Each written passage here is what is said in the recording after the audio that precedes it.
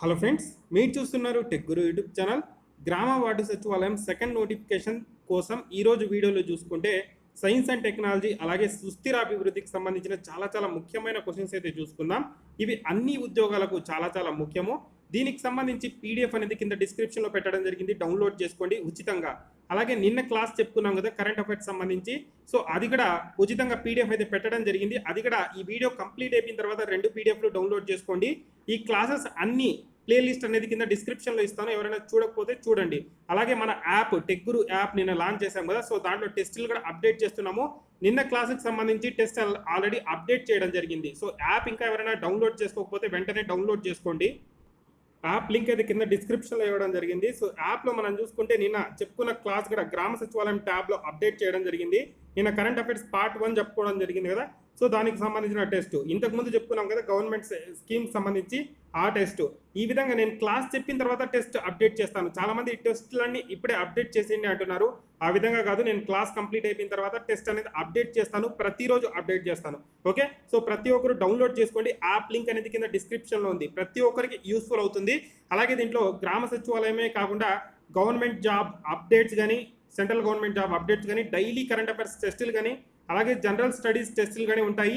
ఇంకా ఫ్యూచర్లో ఇంకా మంచి టెస్టులు కానీ, అలాగే ఫ్యూచర్లో ఎగ్జామ్స్ కోసం టెస్టులు కూడా తీసుకొని వస్తాను ఉచితంగా. ఓకే, ప్రతి ఒక్కరు డౌన్లోడ్ చేసుకోండి. అలాగే ఫ్రెండ్స్, ఎవరికైనా 12 మోడల్ పేపర్స్, ఒక్కో మోడల్ పేపర్లో 150 క్వశ్చన్ అండ్ ఆన్సర్స్ అయితే ఏదైతే సిలబస్ ఉంటుందో అదే సిలబస్ అయితే ఉంటుంది. సో 12 మోడల్ పేపర్స్ ఉంటాయి ఒక్కో సబ్జెక్ట్ సంబంధించి. Digital assistant, engineering assistant, ward sanitation, ANM, VRO, అలాగే సర్వేయర్. సో దానికి సంబంధించిన మోడల్ పేపర్స్ కూడా కింద డిస్క్రిప్షన్లో పెట్టడం జరిగింది, కావాల్సిన వాళ్ళు తీసుకోండి వాటిని. ఈరోజు ఫస్ట్ క్వశ్చన్ చూసుకుంటే, గత 75 ఏళ్లలో అత్యంత వేడి సంవత్సరంగా దేన్ని గుర్తించారు? గత 75 ఏళ్లలో అత్యంత వేడి సంవత్సరంగా దేన్ని గుర్తించారు? సో ఆన్సర్ చూసుకుంటే 2015 సంవత్సరాన్ని గత 75 సంవత్సరాలలో అత్యధికంగా వేడి సంవత్సరంగా 2015 సంవత్సరాన్ని అయితే గుర్తించడం జరిగింది. ఓకే, ప్రపంచ చిత్తడి నేలల దినంగా దేన్ని పాటిస్తారు? ప్రపంచ చిత్తడి నేలల దినంగా ఏ రోజు? చూడండి ఆప్షన్స్లో. ఆన్సర్ ఫిబ్రవరి 2.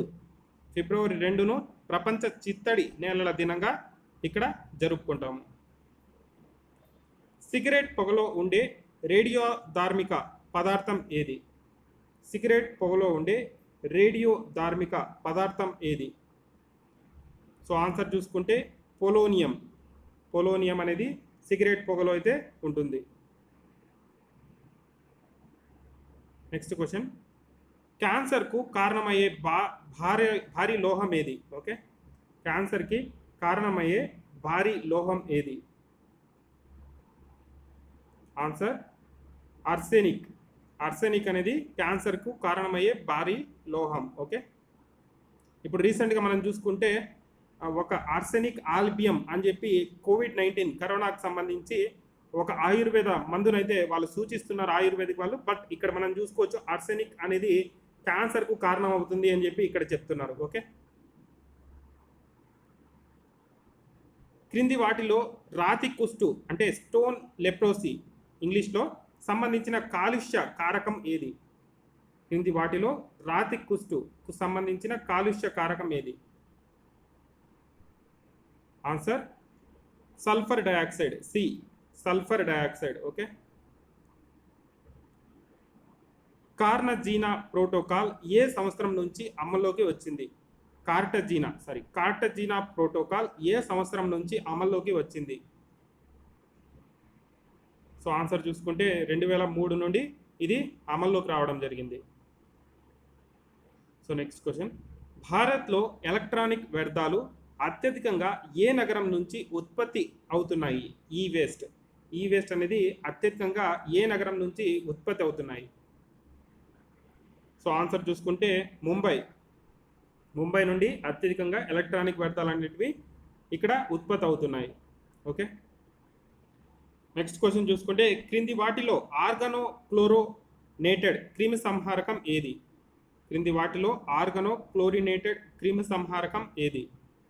Answer endosulfan. నాక్ నీ సిండ్రోమ్గా దేన్ని పేర్కొంటారు? నాక్ నీ సిండ్రోమ్గా దేన్ని పేర్కొంటారు? Answer fluorosis. ఫ్లోరోసిస్ని నాక్ నీ సిండ్రోమ్గా అయితే ఇక్కడ పేర్కొంటారు. నాక్ నీ సిండ్రోమ్. రక్తంలో హిమోగ్లోబిన్ ఉత్పత్తిని అడ్డుకునే భారీ లోహం ఏది?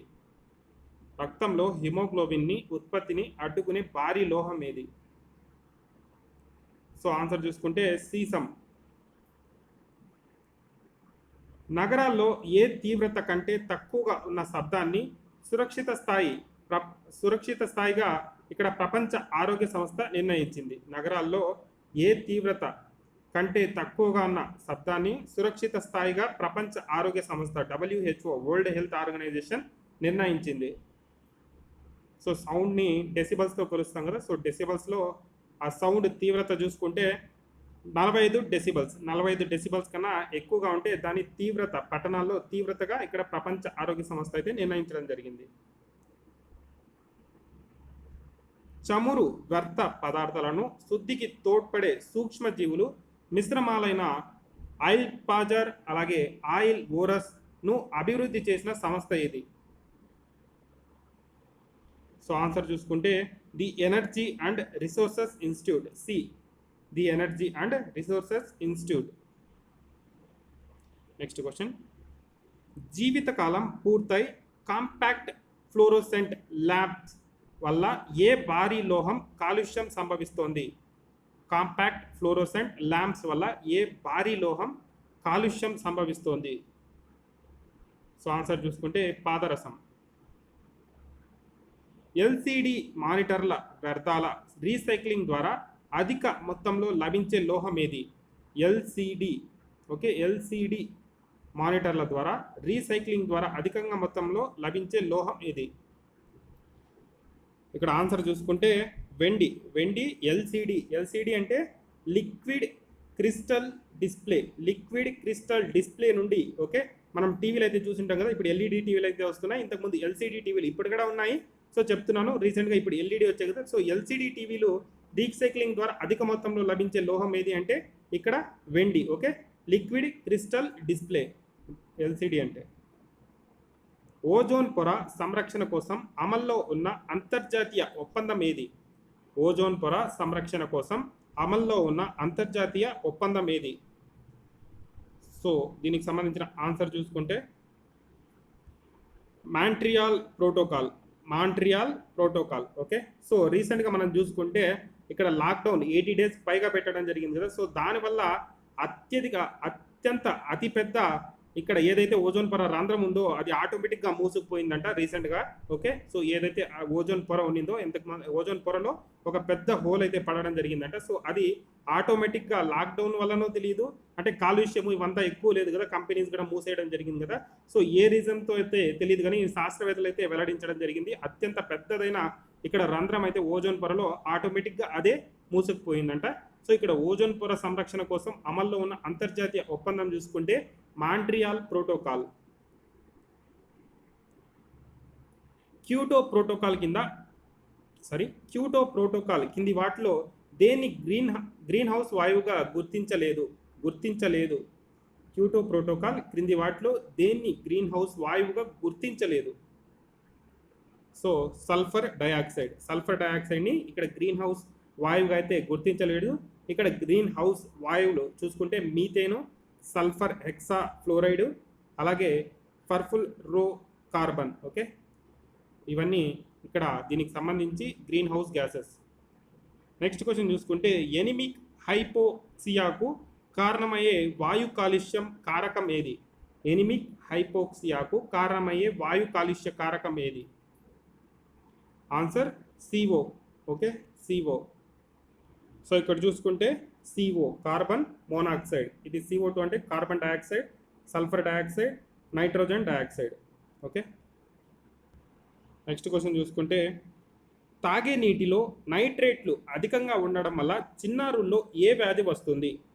తాగే నీటిలో నైట్రేట్లు అధికంగా ఉండడం వల్ల చిన్నారుల్లో ఏ వ్యాధి వస్తుంది? ఆప్షన్స్ ఇవి. ఆన్సర్ చూసుకుంటే బ్లూ బేబీ సిండ్రోమ్ అనే వ్యాధి వస్తుందంట.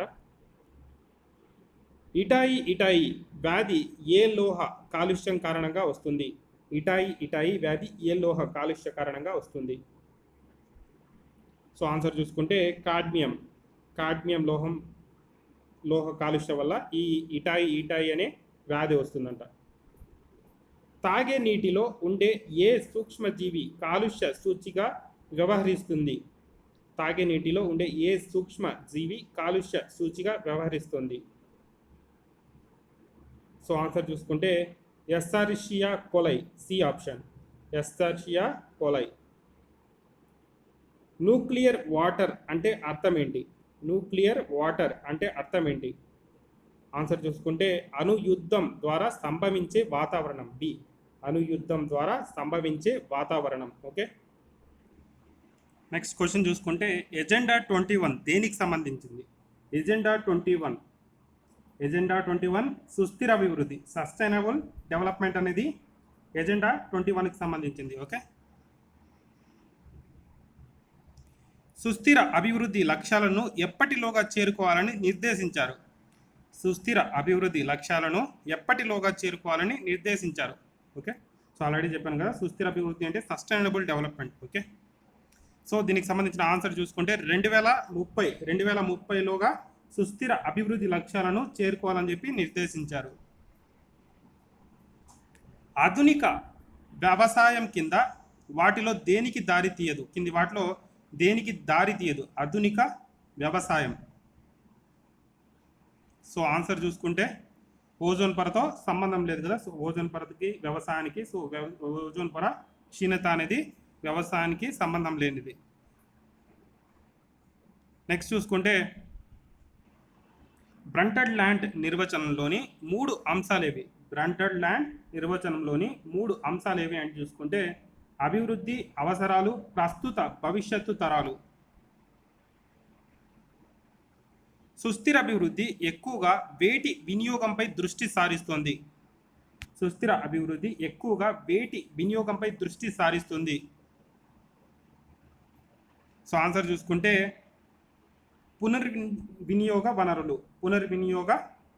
ఓకే, పునర్వినియోగ వనరులు అనేది దాని మీద సుస్థిర అభివృద్ధి అనేటివి ఎక్కువగా ఇక్కడ దృష్టి సాధిస్తుంది.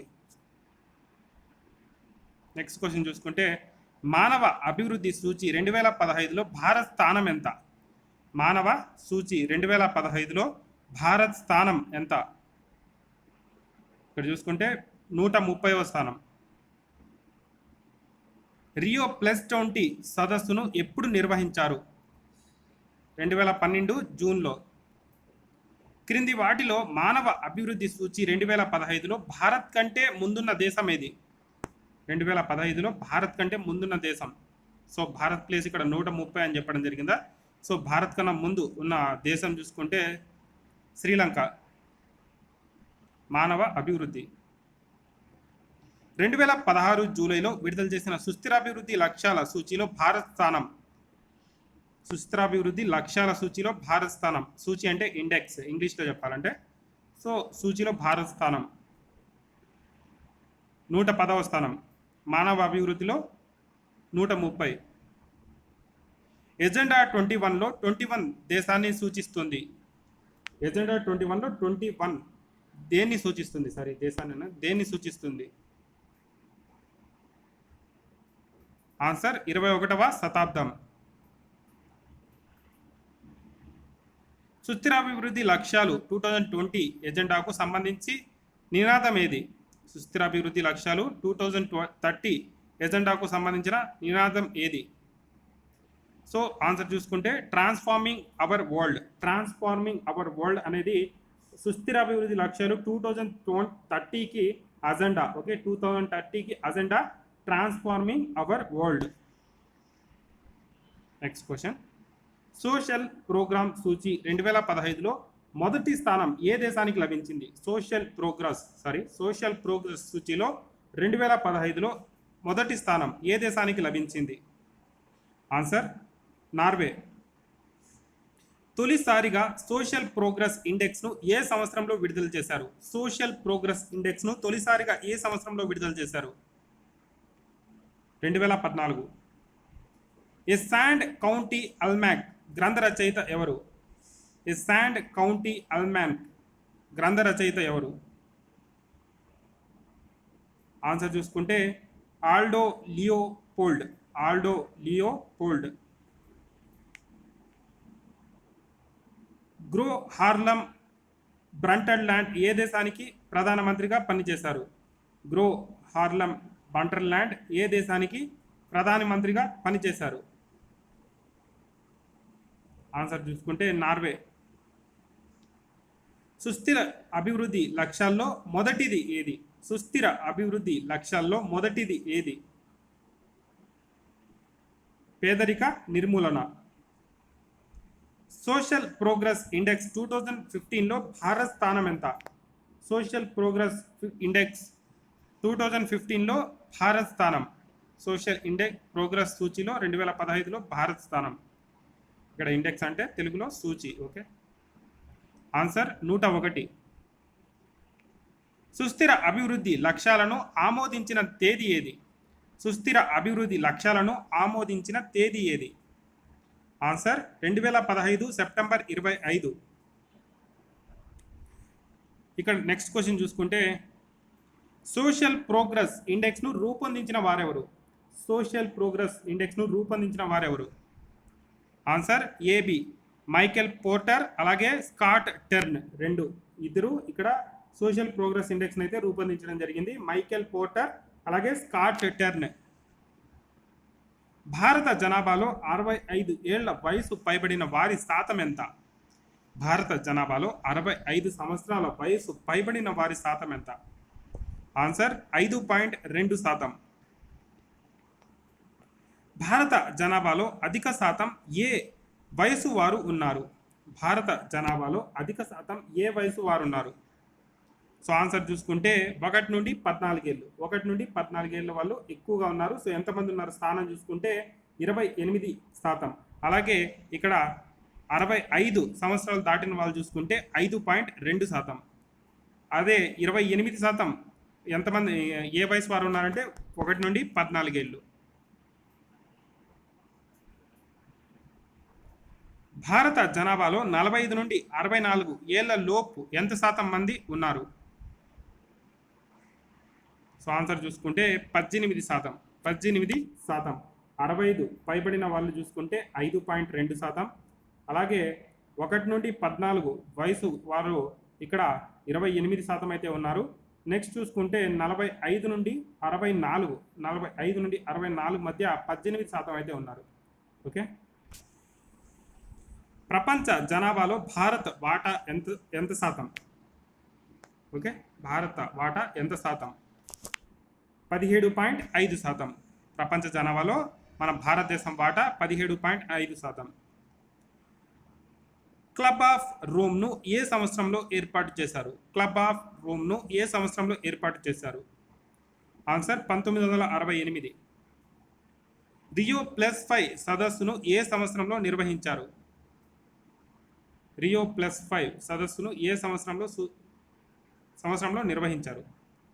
ఆన్సర్ 1997. ఇంతకుముందు ఒక క్వశ్చన్ చెప్పుకోవడం జరిగింది. రియో+21 ఏ దశాబ్దానికి సంబంధించింది అని చెప్పి. సో 21వ శతాబ్దానికి సంబంధించిన ఆన్సర్ రావడం జరిగింది. సో ఇక్కడ రియో+5 సదస్సు ఏ సంవత్సరంలో నిర్వహించారంటే 1997.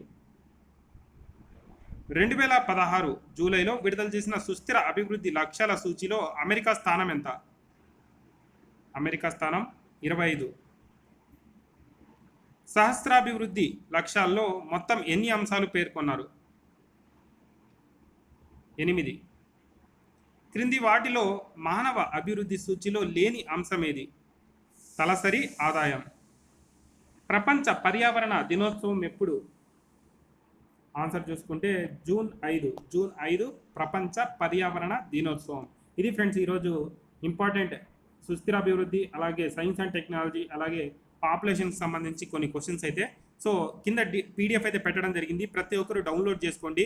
అలాగే మన టెక్ గురు యాప్ అయితే డౌన్లోడ్ చేసుకోండి. ఈ టెస్ట్ కూడా అప్డేట్ చేస్తాను నైట్ లోపల, లేకపోతే రేపు మార్నింగ్ లోపల అప్డేట్ చేస్తాను ఈ టెస్ట్ కూడా. సో ఇంతకుముందు పెట్టిన టెస్ట్లు అయితే ప్రతి ఒక్కరు రాయండి. ఈ పీడిఎఫ్లు అన్ని కింద డిస్క్రిప్షన్లో పెట్టడం జరిగింది, డౌన్లోడ్ చేసుకోండి. అలాగే ఈ వీడియోని ప్రతి ఒక్కరూ లైక్ చేయండి తప్పకుండా. అలాగే మన టెలిగ్రామ్ గ్రూప్ కూడా కింద డిస్క్రిప్షన్లో ఇవ్వడం జరిగింది, జాయిన్ అవ్వండి. అలాగే మోడల్ పేపర్స్ కావాల్సిన వాళ్ళు తీసుకోండి. Thank you.